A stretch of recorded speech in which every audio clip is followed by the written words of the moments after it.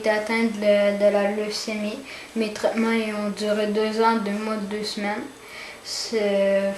Puis après ça, il a fallu que j'ai été en rémission pendant 5 ans, à attendre que je sois guérie.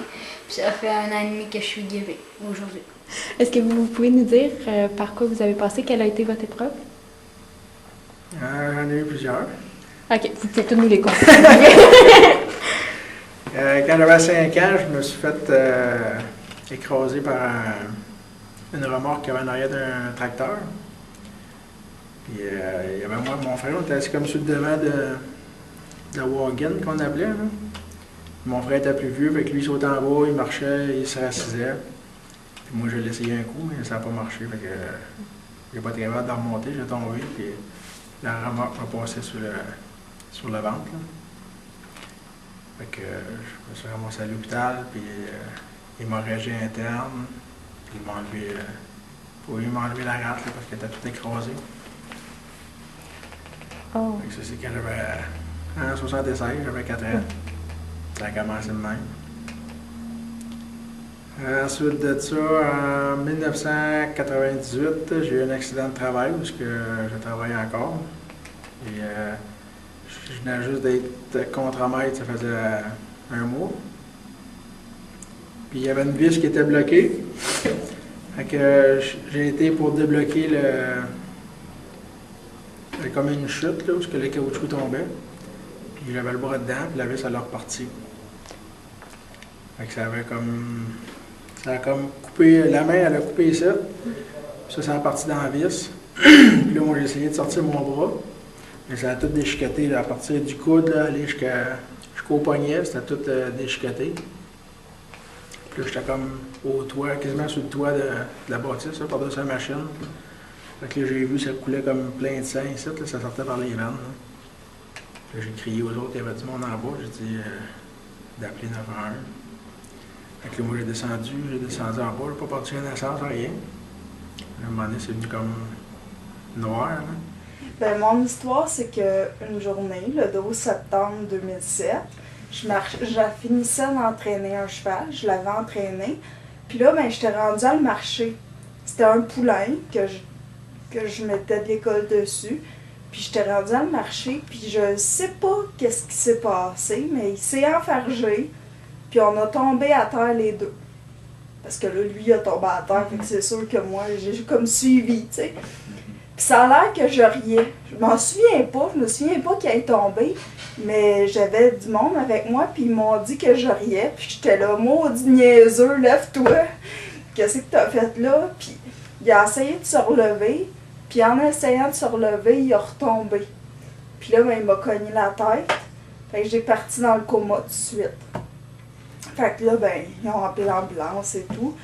Puis quand l'ambulance sont venus, qui m'ont embarqué dans l'ambulance, j'avais plus de signes vitaux. Là, ils m'ont réanimé. Quand je suis arrivée à l'hôpital encore, j'ai perdu mes signes vitaux, ils m'ont réanimé. Puis là, ben c'est sûr, j'avais un traumatisme crânien sévère, là, parce que j'étais partie dans le coma tout de suite. Fait qu'un traumatisme crânien sévère, puis un moyen puis léger, qu'est-ce qu'il y a la différence? C'est que tu as le coma tout de suite. Fait que j'ai été dans le coma pendant 21 jours. Quand je suis rentrée, ils ont dit à ma mère, quand je suis rentrée en chirurgie, ils ont dit à ma mère, si je suis rentrée en chirurgie à 7 heures, puis ils ont dit à ma mère, si à 9 heures, on n'est pas venu vous dire qu'elle est correcte, c'est parce qu'il y a des inconvénients, ça va pas. Puis si on n'est pas venu vous dire à 9h30, c'est parce qu'elle est décédée. Ils sont venus dire à ma mère à 9h25. Puis là, ben c'est ça, j'ai été 21 jours dans le coma. Puis une journée, je me suis réveillée, puis c'est-tu vrai qu'on entend dans le coma? Moi, je peux pas le dire, j'ai rien entendu. Depuis 2008, je souffre de sclérose en plaques. Puis c'est l'hiver dernier que, en fait, la maladie, ça marche par poussée qu'ils appellent, c'est des attaques de la maladie. Et dans le fond, il y a une période de temps où tu vas vraiment pas bien, après ça, tu t'en remets. Puis ma première, je m'en suis pas mal remis complètement.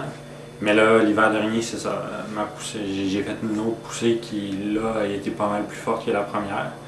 Puis, ben, ça m'a mis en chaise roulante. Puis, là, c'est sûr que ça va mieux, là, parce que durant la période de ma poussée, j'étais pas fort. J'étais pas mal tout le temps couché. Hein. c'est sûr que je pouvais pas marcher. L'histoire de laquelle je vais vous parler, c'est une longue histoire, une histoire qui s'est étendue sur une période de 14 ans. En fait, notre jeune fille, j'ai eu 3 enfants avec ma conjointe et la plus jeune, Isabelle.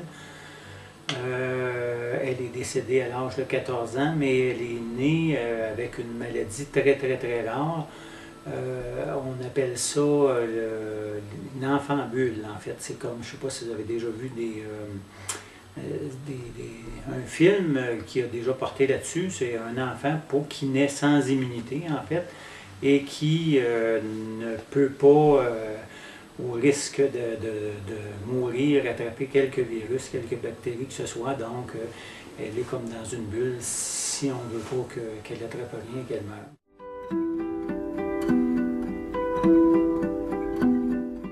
Mon entourage, ils ont été sous le choc direct. Après ça, ils m'ont bien encadré, ils ont toujours été là pour moi, puis ils m'ont suivi partout. J'ai toujours été avec eux, puis ils m'ont bien aidé. Ouais, c'est bon. Tu t'en es sorti un peu probablement grâce à ta famille. Est-ce qu'il y a vraiment une grosse épreuve que tu as eu à surmonter durant tout ce que tu as eu à surmonter? Dans le fond, un plus gros obstacle à surmonter? Est-ce que...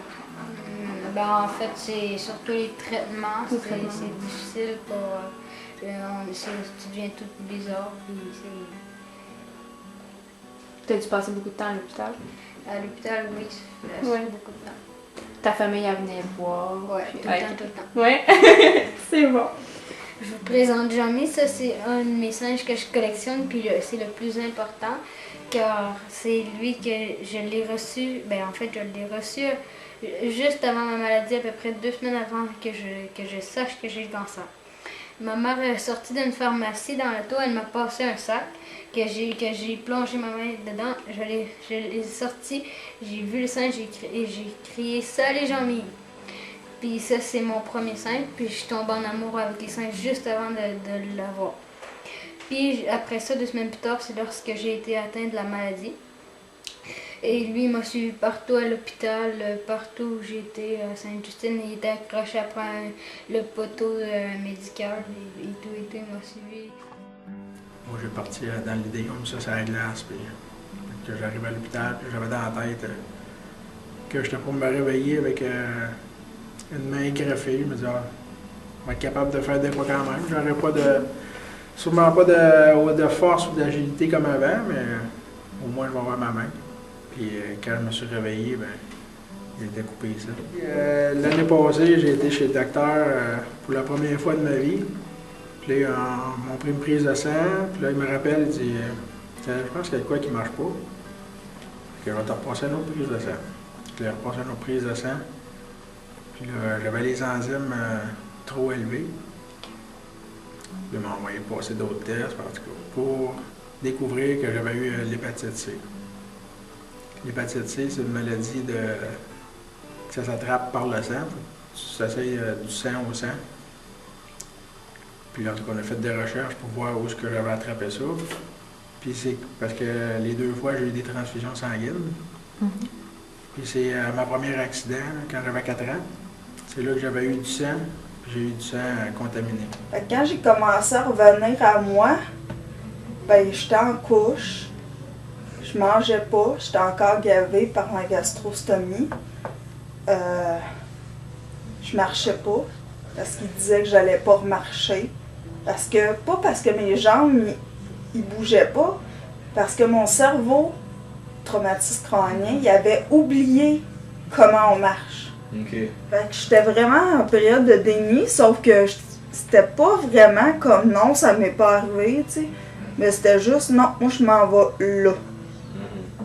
Puis il faut, entre chaque médication, il faut une période de sevrage. Puis moi, c'est durant ce mois de sevrage-là que ça a diminué pas mal plus. Mais du moment que j'ai changé de médicament, là, ça, tranquillement, pas vite, ça a commencé à remonter un peu. Là. Puis j'ai commencé de nouveaux médicaments en avril, puis ça continue. Je vais toujours de mieux en mieux. C'est sûr qu'ils ont tous pris ça comme, je pense, normalement. Ça a été dur, là.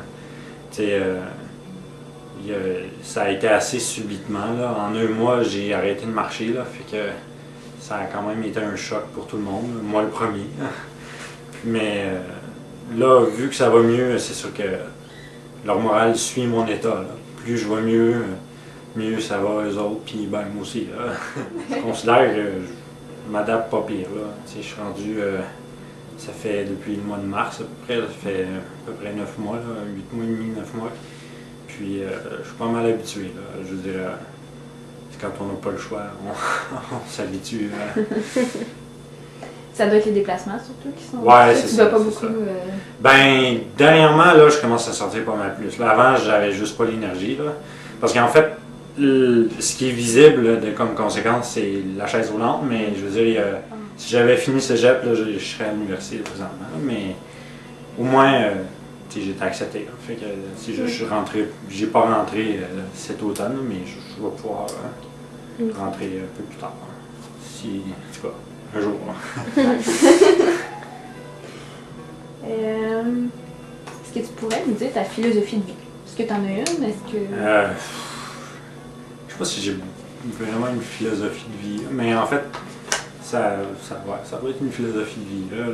Prendre une journée à la fois. Là. Tous les soins médicaux dont on a besoin, on peut les avoir. Tandis qu'ici, c'est quand on commence à aller mieux, c'est comme entre la maison puis le CE.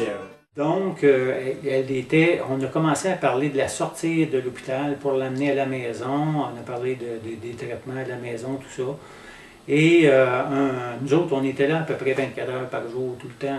En fait, on habitait au manoir Ronald McDonald, qui est juste à côté. On était à 2 minutes de sa chambre tout le temps. Il y avait tout le temps quelqu'un avec elle.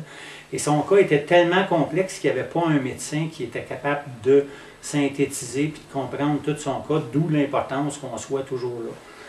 Donc, on se retrouve au mois d'août 2002 et là, on se fait dire que la greffe a pris, que là, il reste juste les plaquettes à reprendre. La raison pour laquelle il ne la sort pas de sa chambre, c'est parce que effectivement, elle a encore besoin de transfusion de plaquettes. Et tout le monde est d'accord pour dire, ou à peu près, qu'il ne faut pas qu'Isabelle se remette à saigner parce que les plaquettes empêchent le saignement. Donc, on est revenu à triple vitesse à l'hôpital. Isabelle vomissait des gros caillots de sang comme ça, là, puis ça sortait par les 2 bords. C'était vraiment abominable. On se trouve dans une unité de greffe de moelle osseuse où tu as des enfants hyper malades et les infirmières nous ont dit qu'ils n'avaient jamais vu quelqu'un de malade de même. Les choses ne se sont pas tassées et Isabelle est décédée au bout de quelques jours de souffrance atroce. Donc c'est ça l'histoire à peu près. C'est ça.